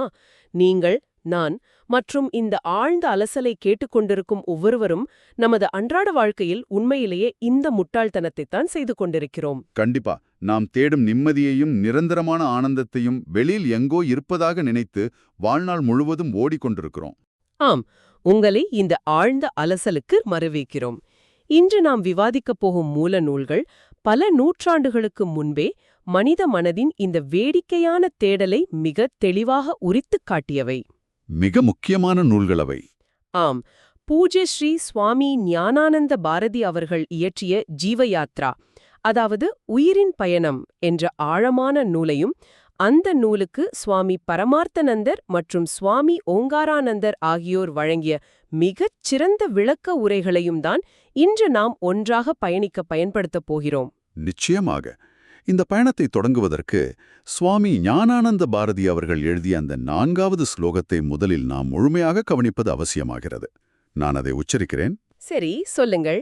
பிராப்யம் தத் பரமம் சுகம் ஹிமுனையோ மோக்ஷம் சமாச்சாக்ஷதே ஜீவேஷான ஜகத்விசேஷரஹிதம் ஞானைக சாத்தியம் த்ருவம் ஏனாத்மன்யதிரோஹித ஸ்வமஹிமானந்தாத்மகோ பாசத்தே மித்யாத்தியாசமதஷ்ச ஏன கலதி ஞானம் ததேவாமலம். அருமை. இந்த ஸ்லோகத்தின் மைய கருத்துக்குள் நுழைவதற்கு முன் ஒரு விஷயத்தை நாம் தெளிவுபடுத்த வேண்டும். அதாவது, யாத்திரை அல்லது பயணம் என்ற வார்த்தையை கேட்டவுடனேயே பயணப் பைகளை தயார் செய்வதும் விமான நிலையத்திற்கு செல்வதும் தான் நமது நினைவுக்கு வரும், இல்லையா? ஆமாம், ஒரு பௌதீக பயணம். அதுதான். ஒரு குறிப்பிட்ட தூரத்தை கடந்து புதிய ஒரு இடத்தை அடைவதுதான் பயணம் என்ற பொதுவான புரிதல் நமக்கு இருக்கிறது. ஆனால் இந்த ஸ்லோகம் குறிப்பிடும் ஜீவ யாத்திரை என்பது நிச்சயமாக மூட்டை முடிச்சுகளை கட்டிக்கொண்டு கிளம்பும் பயணம் இல்லை என்பது மட்டும் தெளிவாக தெரிகிறது. ஒரு நிமிடம் பொறுங்கள். தூரத்தை கடக்காத ஒரு பயணத்தை எப்படி பயணம் என்று அழைக்க முடியும்? அதுதான் இங்குள்ள முரண்பாடான உண்மை. நாம் பேசிக்கொண்டிருக்கும் இந்த பயணம் ஒரு பௌதிக பயணம் அல்ல. இது ஒரு அறிவுபூர்வமான பயணம். ஆங்கிலத்தில் காக்னிட்டிவ் ஜர்னி என்று சொல்வார்களே, அதுபோல. ஓ, அறிவுபூர்வமான பயணமா? ஆம். அதாவது அறியாமையிலிருந்து விழிப்புணர்வை நோக்கிய பயணம், நாம் அடைய துடிக்கும் மோக்ஷம் அல்லது நித்திய ஆனந்தம் என்ற இலக்கிற்கும் நமக்கும் இடையேயான தூரத்தை கிலோமீட்டர்களிலோ அல்லது இத்தனை வருடங்கள் தவம் செய்தால் அடைந்துவிடலாம் என்று கால அளவிலோ கணக்கிட முடியாது. அப்படியென்றால் அந்த தூரத்தை எப்படித்தான் அளப்பது? அந்த தூரம் என்பது அறியாமை என்ற ஒரே ஒரு மெல்லிய திரையால் தான் அளக்கப்படுகிறது. ஓ, ஒரு நிமிடம். நான் ஒரு இலக்கை அடைய வேண்டுமென்றால் அந்த இலக்கு என்னை விட்டு ஏதா ஒரு வகையிலாவது தள்ளி இருக்க வேண்டும். எனக்குள்ளேயே இருக்கும் அல்லது நானாகவே இருக்கும் ஒன்றின் மீது நான் எப்படி பயணம் செய்ய முடியும்? நீங்கள் சொல்லும் இந்த அறியாமை திரை என்பது எனக்கே பற்றியே தெரியாமல் இருப்பதா? மூக்கு கண்ணாடி உதாரணம் போலவா? ஆமாம், மிக சரியான ஒப்பீடு. நாம் அடைய வேண்டிய இலக்கான அந்த நிரந்தர மகிழ்ச்சி என்பது வேறு எங்கும் இல்லை.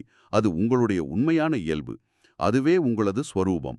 சுருக்கமாக சொன்னால், நாம் அடைய வேண்டிய இலக்கும் நாமே, அந்த இலக்கை அடைய பயணிப்பவனும் நாமே. கேட்பதற்கே மிக ஆச்சரியமாக இருக்கிறது. இதை விளக்க சுவாமி ஓங்காரானந்தர் தன்னுடைய உரையில் குறிப்பிடும் புகழ்பெற்ற 10 முட்டாள்களின் கதை என்ற உதாரணத்தை பார்க்கலாம். சரி, சொல்லுங்கள். 10 பேர் சேர்ந்து ஆபத்தான ஒரு நதியை கடக்கிறார்கள்.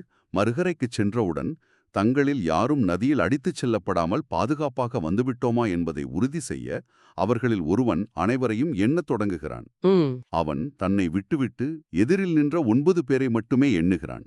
10வது ஆளை காணவில்லை என்று பதறுகிறான். ஐயோ, அவனையே அவன் என்ன மறந்துவிட்டான். ஆமாம், அவரது பதற்றத்தை பார்த்தார் மற்றவர்களும் எண்ணிப் பார்க்கிறார்கள். அவர்களும் தங்களை விட்டுவிட்டு எண்ணியதால் எல்லோருக்கும் 9 பேர் மட்டுமே கண்ணுக்கு தெரிகிறார்கள். 10வது ஆள் நதியில் மூழ்கிவிட்டான் என்ற முடிவுக்கு வந்து அவர்கள் 10 பேரும் சேர்ந்து தரையில் விழுந்து கதறி அழுகிறார்கள். அதாவது அந்த 10வது நபர் தொலைந்து போகவே இல்லை, அவன் அங்கேயேதான் இருக்கிறான். ஆனால் அவர்களது அழுகையும் வேதனையும் முற்றிலும் உண்மையானதல்லவா? அதுதான் இதில் கவனிக்க வேண்டிய நுட்பமான விஷயம்.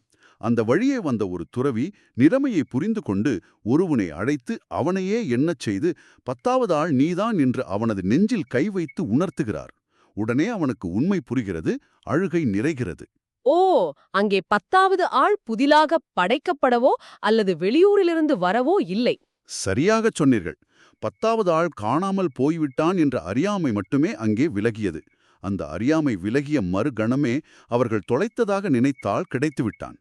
இது அந்த கழுத்து மாலை உதாரணத்தை எனக்கு நினைவூட்டுகிறது. ஆமாம், அதுவும் மிகச்சிறந்த உதாரணம். கழுத்தில் இருக்கும் மாலையை தேடி தவித்து பின்னர் ஒரு தோழி சுட்டிக்காட்டிய பிறகு அது தன் கழுத்திலேயே இருப்பதை உணரும் பெண்ணை போல நாமும் தவிக்கிறோம் இல்லையா? இதையே இந்த ஆழ்ந்த அலசலை கேட்கும் உங்கள் வாழ்க்கையோடு ஒப்பிட்டு பாருங்கள். காலையில் எழுந்தது முதல் இரவு தூங்கும் வரை நாம் அனைவரும் நமக்குள்ளேயே இருக்கும் ஆனந்தத்தை விட்டுவிட்டு இன்னொரு பதவி கிடைத்தால் நான் முழுமையடைவேன், அல்லது சமூக வலைத்தளங்களில் இன்னும் 100 லைக்குகள் கிடைத்தால் நான் மகிழ்ச்சியாவேன் என்று உலகத்திடம் பிச்சை எடுத்துக் கொண்டிருக்கிறோம். உண்மைதான். ஆனால் மனித மனம் ஏன் இப்படி வடிவமைக்கப்பட்டுள்ளது? தன்னிடம் இருப்பதை விட்டுவிட்டு வெளியிலிருக்கும் கழுத்துமாவைக்காக ஊர் முழுவதும் தேடி அலைவதற்கு மனதை எது தூண்டுகிறது?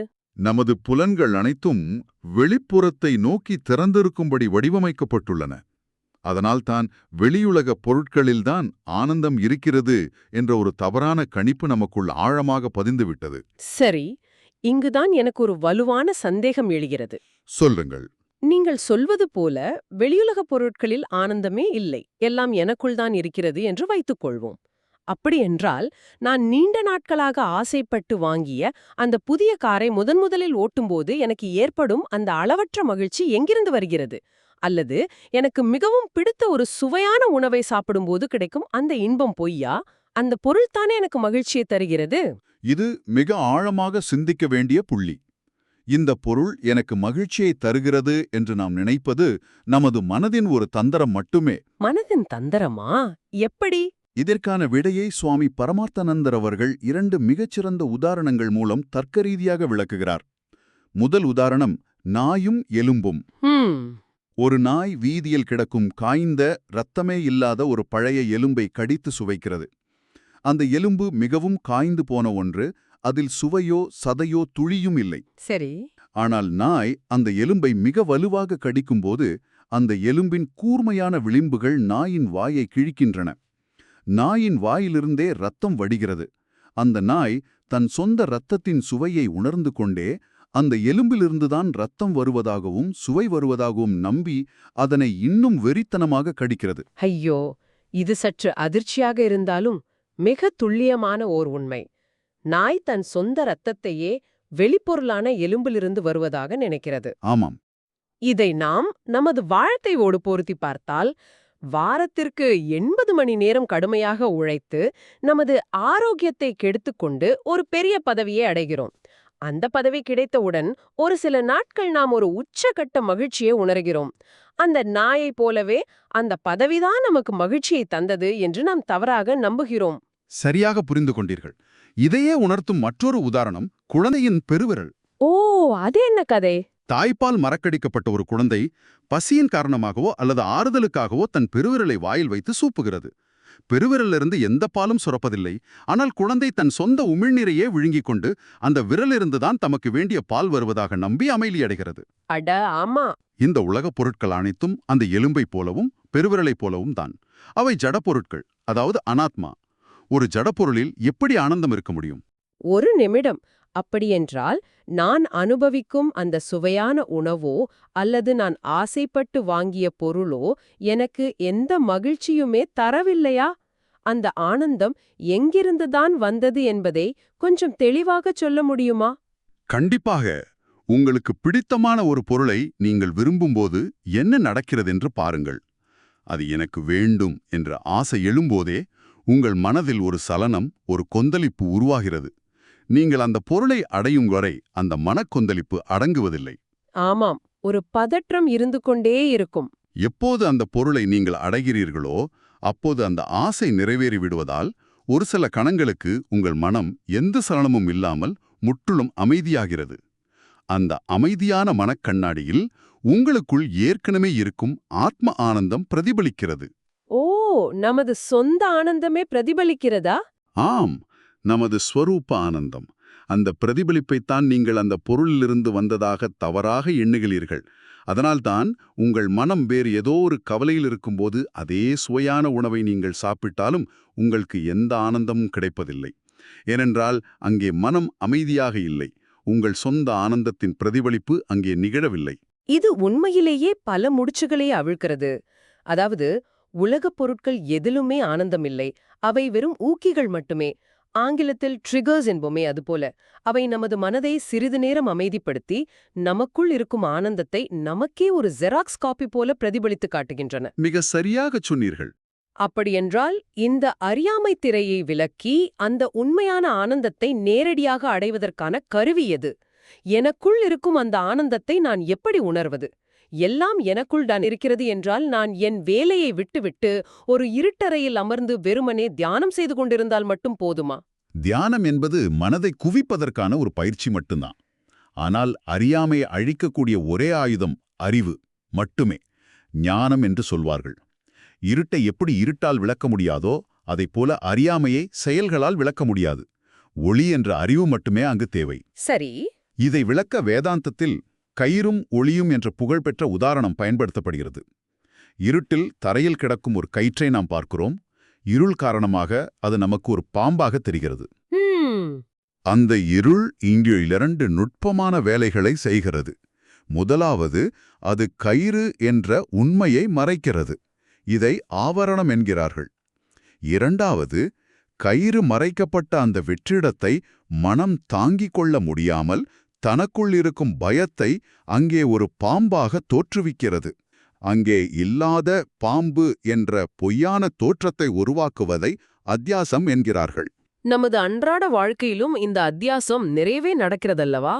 ஆமாம், நிறைய நடக்கும். உதாரணத்திற்கு, அலுவலகத்திலிருந்து மேலதிகாரி நாளை உங்களை என் அறையில் சந்திக்க வேண்டும் என்று ஒரு குறுஞ்செய்தி அனுப்பினால் இரவு முழுவதும் நமக்கு தூக்கம் வராது. அவர் ஏன் கூப்பிடுகிறார் என்ற அறியாமை இருள் அங்கே இருக்கிறது. உடனே நமது மனம் வேலை போய்விடுமோ, சம்பளம் குறைந்து விடுமோ என்றெல்லாம் பல கற்பனையான பாம்புகளை அங்கே உருவாக்குகிறதல்லவா? இது மிகச்சிறந்த ஒப்புமை. இப்போது இருட்டில் கிடக்கும் அந்த பாம்பை பார்த்து நீங்கள் பயந்து நடுங்குகிறீர்கள். அதை விரட்ட கையில் தடியை எடுக்கிறீர்கள். ஆனால் அந்த வழியே வரும் ஒருவர் ஒரு டார்ச் லைட் வெளிச்சத்தை, அதாவது ஒளியை, அந்த பாம்பின் மீது அடித்தால் என்ன நடக்கும்? பாம்பை காணவில்லை என்று தெரிந்துவிடும். ஆமாம், அந்த ஒளி பட்டவுடன் முதலில் மறைப்பு விலகுகிறது. அதோடு பாம்பு என்ற பொய்த்தோற்றமும் உடனடியாக அழிந்து உண்மையான கயிறு வெளிப்படுகிறது. அதுபோலவே முறையான வேதாந்த விசாரத்தின் மூலம் ஞானம் என்னும் ஒளி நம் மனதில் உதிக்கும்போது, நான் இந்த குறுகிய உடல் மட்டுமே, நான் இந்த மனம் மட்டுமே என்ற கற்பனைகள் யாவும் மறைகின்றன. நீங்கள் சொல்லதில் ஒரு மிக முக்கியமான தத்துவவார்த்த உண்மையை நான் கவனிக்கிறேன். அந்த டார்ச் லைட் வெளிச்சம் புதிதாக அங்கே கயிற்றை உருவாக்கவில்லை. அது ஏற்கனவே அங்கிருந்த கயிற்றை வெளிச்சம் போட்டு காட்டுகிறது, அவ்வளவுதான். சரியாக பிடித்தீர்கள். இதன் அர்த்தம் ஞானம் என்பது மோக்ஷத்தை ஒரு புதிய பொருளாக உருவாக்குவதில்லை, மாறாக அது அறியாமையை மட்டுமே நீக்குகிறது. இதனால்தான் முறையான அறிவுபூர்வமான தேடல் அவசியம் என்று நமது நூல்கள் ஆணித்தரமாக கூறுகின்றன. ஆனால் இந்த பிரபஞ்சத்தின் பரம்பொருளாகிய இறைவனும், அதாவது பிரம்மனும், தனிமனிதனான நாமும் ஒன்றே என்ற அத்வைத உண்மையை இந்த அறிவு எப்படி நமக்கு புரிய வைக்கிறது? இதை விளக்குவதற்கு பானை மற்றும் ஆகாயம் அல்லது இன்றைய காலத்திற்கேற்ப ஒரு பலூன் உதாரணத்தையே எடுத்துக்கொள்வோம். சரி, பலூன் உதாரணம் சொல்லுங்கள். ஒரு பலூனுக்குள் காற்று இருக்கிறது. அந்த பலூனுக்கு வெளியேயும் பரந்த காற்று இருக்கிறது. இப்போது அந்த பலூனுக்குள் இருக்கும் காற்று வெளியே உள்ள எல்லையற்ற காற்றோடு இணைவதற்காக ஏதாவது பயணம் மேற்கொள்ள வேண்டுமா? நிச்சயமாக இல்லை. உள்ளே இருப்பதும் வெளியே இருப்பதும் ஒரே காற்றுதான். பலூன் என்ற அந்த மெல்லிய ரப்பர் உறை மட்டும்தான் இரண்டையும் பிரிப்பது போல தோற்றமளிக்கிறது. அந்த உறை உடைந்துவிட்டால் உள்ளே இருந்த காற்று என்று ஒன்று தனியாக இல்லை, அது எப்போதுமே வெளியே உள்ள காற்றோடு ஒன்றாகத்தான் இருந்தது என்பது புரிந்துவிடும். 100க்கு 100 உண்மை. அந்த பலூன் உடைந்தவுடன் உள்ளே இருந்த காற்று வெளியேயுள்ள பெருங்காற்றோடு ஒன்றாகி விடுகிறது என்பதைத்தான் வேதாந்தத்தில் விதேகமுக்தி என்று குறிப்பிடுகிறார்கள். அதுபோலவே நாமும் எங்கும் நிறைந்துள்ள பரமாத்மாவும் வேறல்ல. அகங்காரம், அறியாமை என்ற அந்த பலூன் உறை உடையும்போது ஜீவாத்மாவும் பரமாத்மாவும் எப்போதுமே ஒன்றே என்ற அத்வைத உண்மை வெளிப்படுகிறது. பானைக்குள் இருக்கும் ஆகாயத்திற்கு எப்படி பயணம் தேவையில்லையோ அதே போலவே நமக்குள் இருக்கும் இறைத்தன்மையை உணர்வதற்கும் எந்த புறப்பயணமும் தேவையில்லை. நாம் இதுவரை பல ஆழமான, அதே சமயம் நமது அன்றாட வாழ்க்கையை தலைகீழாக புரட்டி போடக்கூடிய விஷயங்களை விவாதித்திருக்கிறோம்.